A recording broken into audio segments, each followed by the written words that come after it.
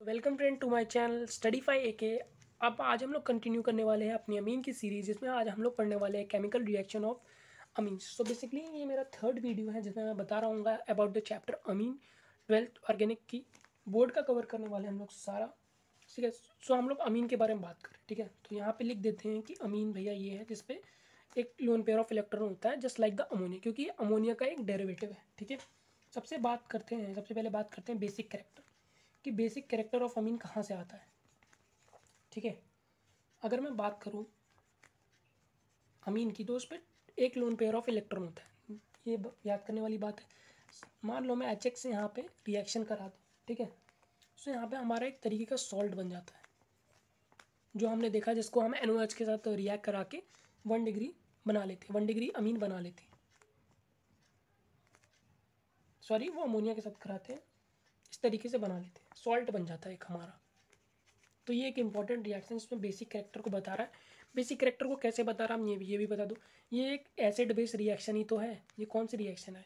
ये एसिड है। HX हमारा क्या है? ये हमारा एसिड है, तभी तो सॉल्ट दे रहा है। क्यों सॉल्ट दे रहा है? Why it is giving salt? Because ये हमारा एक एसिड है और ये हमारा एक बेस है। तो ये समझ में आता है कि इसके पास बेसिक नेचर है, क्योंकि इलेक्ट्रॉन को डोनेट कर सकता है और प्रोटॉन को एक्सेप्ट कर सकता है। सेकेंड थिंग, एनलीन के लिए ये चीज़ देखते हैं। एनलीन की हमने पूरी नेमिंग कंप्लीट कर ली है। So you can also see that. So HCl आपको पता है कि एक एसिड है भैया, ये बेस है।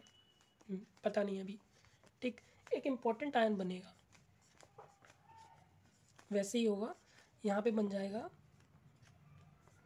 Cl negative ammonia positive. ठीक है, सो यहाँ पे भी हमारा एनिलीनियम क्लोराइड बन जाता है। क्या बन जाता है? एनिलीनियम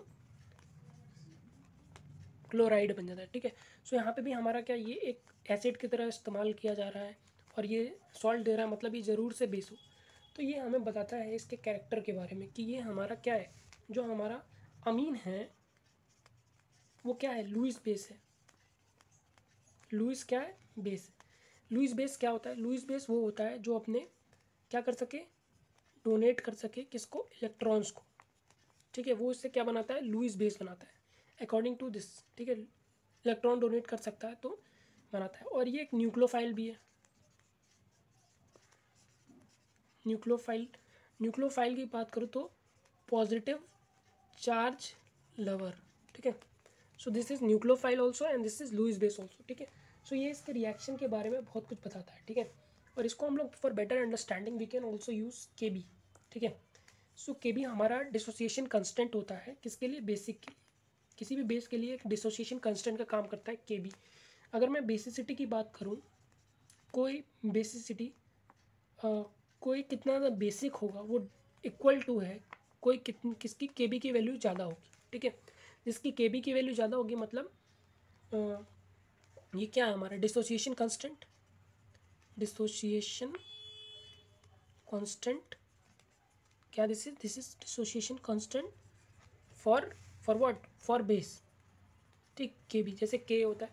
सो कितना बेसिक है दैट इज डिपेंडेंट ऑन वो कितना ज़्यादा क्या है, वो कितना ज़्यादा किस उसकी KB की वैल्यू, डिसोसिएशन कांस्टेंट की वैल्यू कितनी ज़्यादा है। ठीक, और यहीं मैं बात करूँ, अगर मैं बात करता हूँ PKB, मतलब अगर मैं इसका PKB लूँ, PKB अगर आपने इक्विलिब्रियम चैप्टर में पढ़ा होगा तो बेसिकली उसमें हम लोग लॉग लेते हैं ऑफ KB, क्योंकि ऑलरेडी यहाँ पे नेगेटिव लग जाता है। तो that is equal to basicity हमारी इक्वल हो जाती है कि PKB की वैल्यू कितनी ज़्यादा कम है।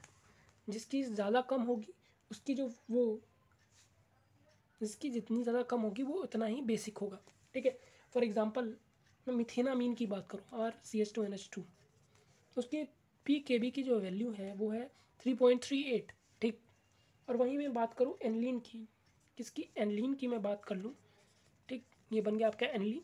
सो उसकी जो PKB की वैल्यू है वो कितनी है? That is 9.38। सो इसे साफ पता चलता है कि ये बहुत ज़्यादा बेसिक है। This is much more basic in comparison to aniline.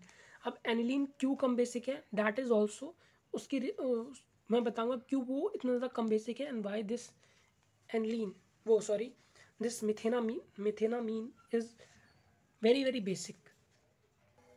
So friends, after discussing PKB की वैल्यू कैसे हम लोग कैसे हम लोग कंपैरिजन करेंगे बेसिसिटी में, अब हम लोग बात करेंगे कि क्यों इनका ये कौन ज़्यादा बेसिक है, ठीक है। सो अगर मैं बात करूँ, अगर मैं इसकी बात करूँ एल्केनामीन, तो ये हमारा कुछ तरीके से होता है RNH2। अमोनिया की बात करूँ तो ये अमोनिया, ठीक है। ठीक, अब मान लेते हैं कि ये इस पर H+, यहाँ पे भी H+, ठीक है। H+ पे क्यों? क्योंकि ये इलेक्ट्रॉन तभी तो डोनेट करेंगे, इनके पास इलेक्ट्रॉन है, इनके पास इलेक्ट्रॉन है 1 पे, इधर डोनेट करना चाहेंगे, ये इधर डोनेट करना चाहते हैं, क्योंकि both are what, they are both are nucleophile, positive charge lover है। सो ये हमारा किस तरीके से बन जाएगा, ये एक तरफ पॉजिटिव चार्ज आ जाएगा, ठीक, hydrogen hydrogen hydrogen and hydrogen. अब मैं यहाँ की बात करूँ हाइड्रोजन की, hydrogen hydrogen hydrogen hydrogen as well as positive charge, जो डिफरेंस है एक एल्काइल ग्रुप का, ठीक है।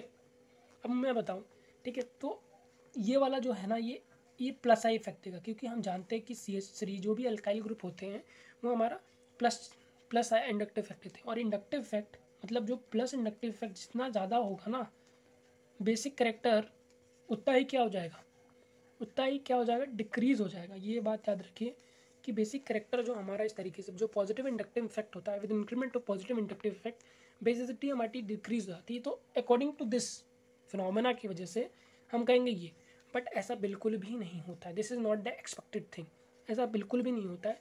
क्योंकि अगर हम बात करें कि बेसिसिटी की, तो हम वी विल भी, अगर मैं एक्वस में चेक करूँ, एक्वस मतलब पानी में, सो बात आती है एक्वस की। सो एक्वस में बहुत सारी चीज़ें डिटर्मिनेंट होती है। क्यों? क्योंकि एक्वस में देखो नाइट्रोजन है, नाइट्रोजन के साथ हाइड्रोजन बॉन्डिंग होती है, ठीक है, हाइड्रोजन बॉन्डिंग होती है। एक तो हाइड्रोजन बॉन्डिंग कैरेक्टर है, एक आपका प्लस आई इफेक्ट मतलब प्लस आई इंडक्टिव इफेक्ट है, इंडक्टिव इफेक्ट लिख देता हूँ मैं। सो अगर आपसे कोई पूछे कि कौन से हमारे 3 फैक्टर्स हैं जो डिटर्मिनेंट है, जिन पे डिपेंड करती है कि कौन सा बेसिक होगा कौन सा बेसिक नहीं होगा, तो वो हमारा हाइड्रोजन बॉन्डिंग होता है। वाटर में बात करूँ तो प्लस आई इफेक्ट होता है, और कौन सा होता है, और हमारा होता है सॉल्वेशन इफेक्ट, ठीक। सॉल्वेशन इफेक्ट क्या होता है, वाटर में होता है। अगर देखो सॉल्वेशन इफेक्ट किसी भी बहुत बड़े मॉलिक्यूल का, जिसमें बहुत नंबर ऑफ कार्बन आइटम बहुत ज़्यादा हैं, तो उसका सॉल्वेशन डिक्रीज हो जाएगा, जिसकी वजह से वो लेस स्टेबल हो जाएगा, ठीक है। तो अगर मैं बात करूँ, ठीक है, बात करूँ कि 3 चीज़ें डिटर्मिनेंट है। अगर मैं बात करूँ मिथाइल के लिए, ठीक है, जिसमें मिथाइल के लिए मिथाइल अमीन की बात करूँ, ठीक है, मिथाइल के लिए अगर मैं बात करूँ किसमें, एक्वस में, तो उनका जो ऑर्डर हो जाता है ना, वो कुछ इस तरीके से हो जाता है, ठीक, CH3 ट्वाइस NH। तो अगर मैं मिथाइल की बात करूँ, जिसमें मतलब आपका मिथाइल लगा होता है, तो उसमें जो आपका होता है 2 डिग्री सबसे आगे, उसके बाद आपका होता है 1 डिग्री, उसके बाद आपका होता है 3 डिग्री, उसके बाद होता है अमोनिया। ये किसकी बात कर रहा हूँ मैं, ये हमारा हो जाता है मिथाइल के लिए, NCERT में भी गिवन है। और यहीं मैं बात करूँ इथाइल के लिए, किसमें मैं बात कर रहा हूँ, एक्वस में, क्योंकि तो हमारी 3 चीज़ें हैं, हाइड्रोजन बॉन्डिंग है, प्लस आई इफेक्ट है, सॉल्वेशन इफेक्ट है, ये सारी हमारी इक्वली इंपॉर्टेंट है किसी भी इसके बेसिसिटी के ऑर्डर को चेंज करने के लिए, ठीक है। अगर मैं इथाइल की बात कर लूँ यहीं पे, तो वहाँ पे क्या होता है, वहाँ पे आपका आ जाता है 2 degree, 3 degree and 1 degree and ammonia last. तो आपको हमेशा ये लिखना है कि जो बेसिसिटी का ऑर्डर है, अमोनिया हमारा क्या है, वो हमारा, अगर इसकी बात करूँ तो वो हमारा least basic. So this is the reality. Expected ये था कि जो हमारा अमोनिया होगा मोर बेसिक होगा, पर क्योंकि हमारे कुछ और इफेक्ट है, जैसे हाइड्रोजन बॉन्डिंग और सॉल्वेशन इफेक्ट, सो ये हमारे ये सब हमारे गेम चेंजर साबित होते हैं एंड लीस्ट बेसिक बना के छोड़ते हैं अमोनिया को एक्वस सॉल्यूशन में, ठीक है। और अब बात करते हैं हम लोग एराइल अमीन के बारे में, कि मैं बात करूँ एनिलीन जो होता है, क्योंकि इसके पास एक अच्छा खासा बेंजीन नहीं है, तब भी अगर मैं बेसिसिटी की बात करूँ तो हमारा 1 डिग्री अमीन ज़्यादा बेसिक होता है। हमने PKB की वैल्यू में भी देख लिया, सॉरी अमीन। ऐसा क्यों होता है, देखिए, क्योंकि हाइड्रोजन देखो, इस केस में हम कैसे पता लगाते हैं, हम बेसिकली H+ को यहाँ पे भेजते हैं अटैक करने के लिए, ठीक है। H+ की अगर मैं इसकी बात करूँ, सबसे पहले रेजोनेटिंग स्ट्रक्चर देखते हैं। देखो ये है हमारा, ठीक, अब ये हमारा है NH2, रेजोनेंस होगा, ठीक है, ये इधर जाएगा, और ये वाला जो बॉन्ड है, ये वाला बॉन्ड इधर चला जाएगा। तो रेजोनेटिंग स्ट्रक्चर बताओ, पहला ये बन जाएगा, इस पे बॉन्ड आएगा, इस पे बॉन्ड आएगा और इस पे क्या आ जाएगा, नेगेटिव चार्ज, और ये हमारा डबल बॉन्ड हो जाएगा और ये हो जाएगा NH2 पॉजिटिव। अब इस पे पॉजिटिव क्यों चाहे आया, क्योंकि इसने अपने खुद के लोन पेयर ऑफ इलेक्ट्रॉन दे दिए किसी और को। ये आपका सेकंड रेजोनेटिंग स्ट्रक्चर बन गया। ठीक है, थर्ड रेजोनेटिंग स्ट्रक्चर बना के देखते हैं। अब ये वाला जो ये है, ये वाला जो बॉन्ड है ये आपका यहाँ पे आ जाएगा। कहाँ पे आ जाएगा, इस पे अटैक करेगा, इस वाले मॉलिक्यूल पे, कार्बन पे। तो ये आपका कुछ इस तरीके से बनेगा और ये चीज़, ये वाला बॉन्ड यहाँ पे आ जाएगा। तो ये यहाँ पे आ जाएगा, यहाँ पे नेगेटिव, यहाँ पे बॉन्ड एज इट इज़, और डबल बॉन्ड ऊपर का तो है ही पॉजिटिव। ठीक है, ये हमारा थर्ड रेजोनेटिंग स्ट्रक्चर आ गया। ठीक है, और मैं बात करूँ, अगर और भी मैं बात करता हूँ तो एक और स्ट्रक्चर बन सकता है। कौन सा स्ट्रक्चर बनेगा कि ये वाला जो है, ये वाला बॉन्ड ये फिर से वापस ऊपर चला जाएगा पॉजिटिव चार्ज को हटाने के लिए। फिर ये वाला जो बॉन्ड है ये यहाँ पे आ जाएगा, इस वाले इसमें आ जाएगा, क्योंकि हमारे डीलोकलाइज पेयर ऑफ इलेक्ट्रॉन्स होते हैं, और ये वाला इस पे यहाँ पे आ जाएगा। तो किस तरीके का कुछ स्ट्रक्चर बन जाएगा ये देखते हैं। सो ये और यहाँ पे, और ये हमारा बन जाएगा किस तरीके से, सॉरी ये वाला नहीं, यहाँ पे इलेक्ट्रॉन अटैक करेगा यहाँ पे। ठीक है, नॉट दिस, थोड़ा सा बड़ा बनाते हैं फॉर बेटर अंडरस्टैंडिंग।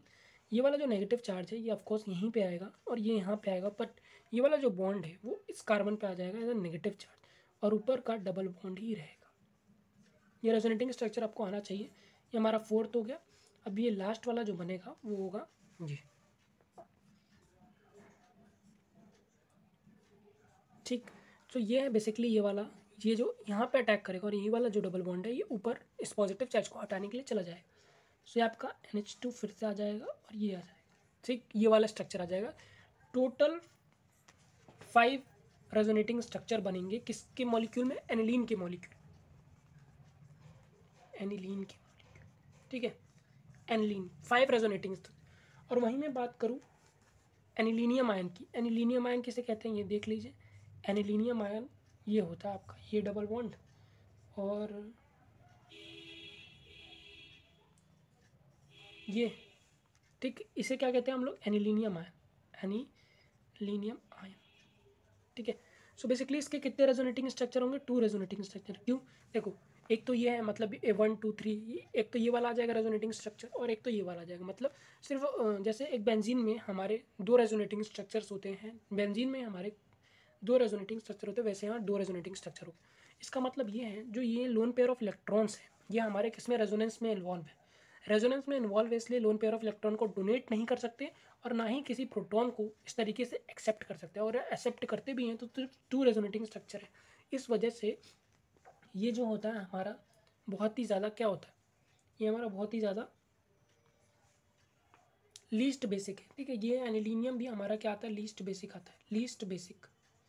क्यों, क्योंकि इसके lone pair of electron that is involve in resonance, one thing, ये हमारे किसमें इन्वॉल्व है, रेजोनेंस। इस वजह से ये हमारा कम होता है। सो इन द एंड आप कह सकते हो कि ये NH2 बेसिसिटी की बात करूँ तो उसमें हमारा 1 degree amine, 2 degree amine, 3 degree amine, ammonia भी आगे चला जाता है। ठीक है, so this is all about the basic character of amine, and I have explain it to the fullest, full concept 1 2 3 4 resonating structure you know how to draw. And now next video का इंतज़ार करना, and please share subscribe my channel if you like my content. Thank you.